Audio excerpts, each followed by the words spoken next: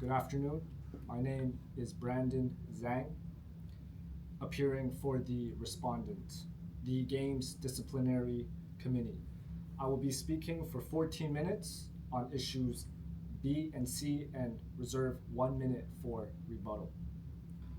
Members of the panel, we submit that the GDC did not err in allowing the tribunal to be set up in South Nagaland, and that the GDC did not err in deciding that Ms. Tangs is ineligible to participate in the qualifying games.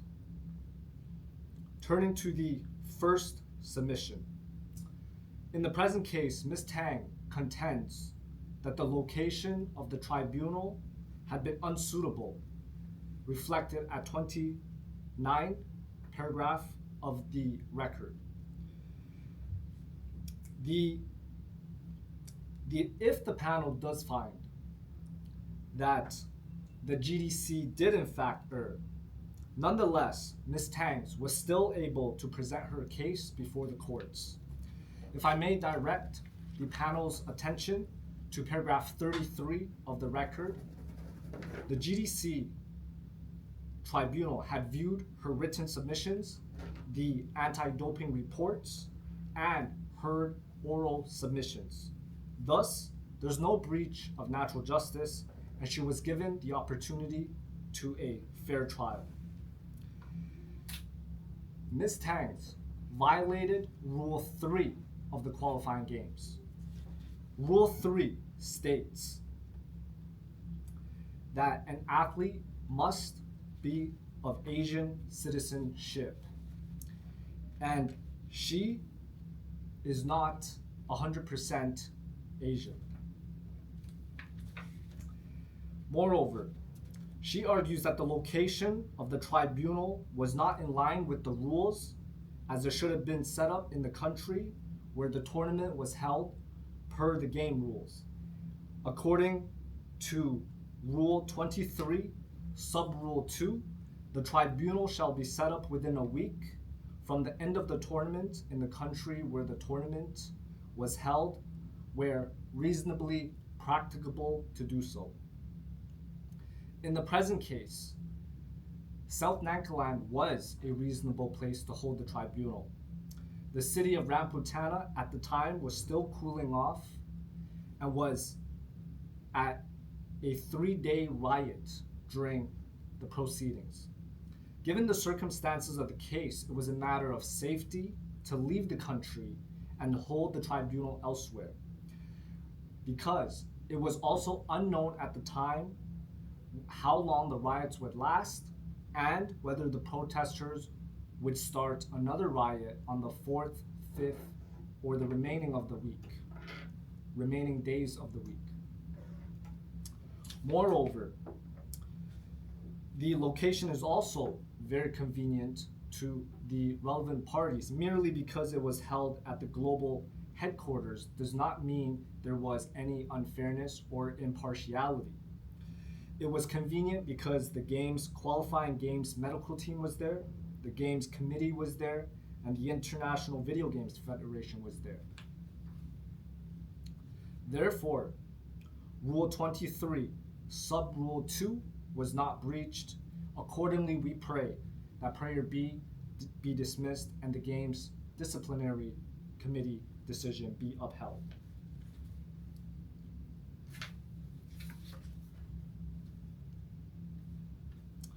Moving on to the second submission.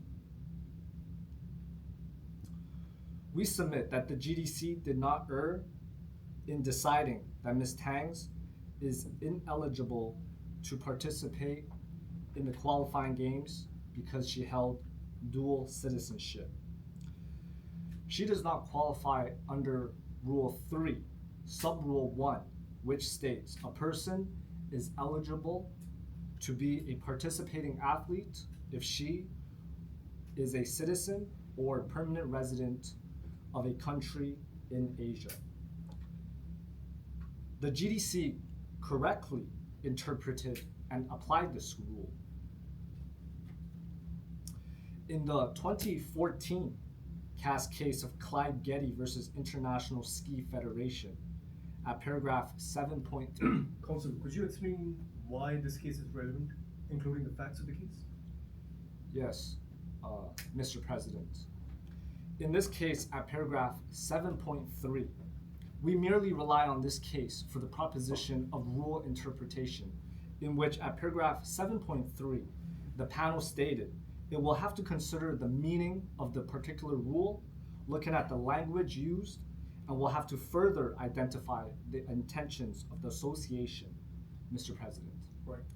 And in the 2013 CAS case of GNK Dynamo versus UEFA at paragraph 9.11, the court held the rules must be applied according to spirit, not merely according to their letter, and that the panel has to interpret rules in keeping with the perceived intention of the rule maker, not in a way that frustrates it.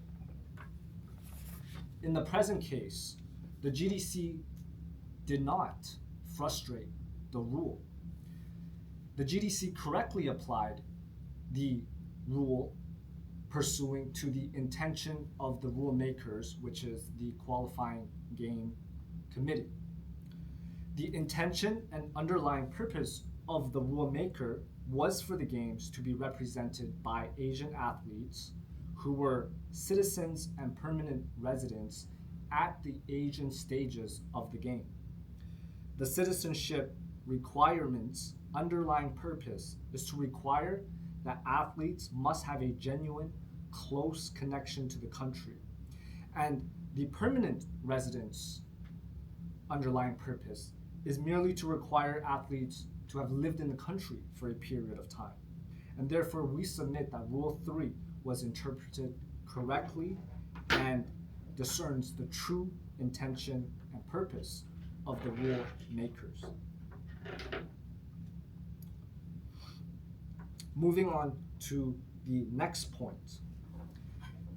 In the 2010 Irish Football Association versus Football Association of Ireland at paragraph 39 through 40, the panel observed, I quote, by naturalizing talented foreign players who allow them to be selected for their national teams results in unfair competition.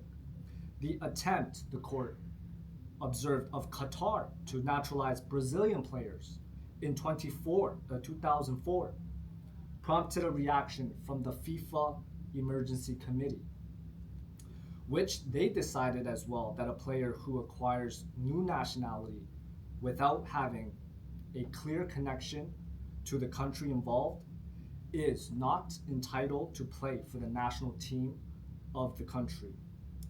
And in the present case, if I may direct the panel's attention to paragraph 19 of the record, it states that she moved over recently to the country of Doriana. Although she holds 2 dual citizenships, CAS jurisprudence has confirmed there is a distinction between legal citizenship and sports nationality. Ms. Tangs, we submit, has no close, genuine connection with the country of Doriana, and the GDC was correct. The jurisprudence of CAS confirms the distinction between sport nationality and citizenship. In the 1999 CAS advisory opinion of International Baseball Association at paragraph 27, the panel said a person may have 2 or more legal nationalities, but every athlete can only have 1 sporting nationality. And members of the tribunal, sporting nationality can be said to be the genuine connection of an athlete to the country for which the athlete represents, which derives from what this court has called effective nationality. And the facts of our case is apparent in the 2000 case of Mr. Angel CAS case of Mr. Angel Perez versus the IOC at paragraph 17 to 20, where the tribunal cited the ICJ Notenbaum case. In Sorry, that counsel. case, Could you explain the facts of the case, please? yes. In the ICJ Notenbaum case, in that case, Mr. Notenbaum, who was a German national, attempted to evade the war. And on a trip to Europe, he obtained Liechtenstein nationality. And then upon obtaining Liechtenstein nationality, he moved back to Guatemala in less than a year. And ultimately, upon a claim for restitution, the ICJ court held that Mr. Notenbaum's nationality was not based on any prior genuine link with Liechtenstein, and the sole object of his naturalization was to enable him to acquire the status of a neutral national in time of war to avoid going to war. Thank you, counsel. And in the present case, Ms. Tang merely, although she holds dual citizenship, she recently moved over to the country and has no real connection. She does not have an authentic sport nationality for eligibility purposes. In the CAS 2007 Melanie Rinaldi versus FINA case at paragraph 36, the panel affirmed that in that case, Melanie had also moved to Portugal and attempted to play for the national team. And the court affirmed that in order for there to be indicative of a real change and to prevent what was called nation shopping, that the residence needed to correspond to the center of the athlete's activity in terms of everyday life, training, and competing at national level for a sufficiently significant period of time. And at paragraph 11, the panel observed that even though she lived with her grandma in Portugal for many years prior, that it did not constitute a genuine connection to the country because she had left for a few years to live abroad in the US and had returned to the country merely to compete for the national team. And so therefore, Mr. President, this jurisprudence confirms that even where an athlete has resided in the country for a period of time, this does not negate the fact that upon re-entry, there is essentially no sufficient genuine connection. In the present case, at paragraph 3 of the record, it states that she is a rising star. This evidence merely shows that she is taking advantage of nation shopping, coming back to the country, signing a sports deal, merely to gain fame online as a streamer for the purposes of fame and prestige. We submit that the GDC did not err in its decision when it ruled that she was ineligible to participate. The facts of the case is on all fours with the Angel Perez and Notenbaum and Melanie Rinaldi case. Members of the panel, sport nationality requires a genuine connection, and participating without a genuine connection, she engaged nationality shopping and took away the opportunity of the development of local athletes. Therefore, we pray that Prayer C be dismissed and the game's disciplinary decision be upheld. This concludes my submissions. Thank you, Mr. President.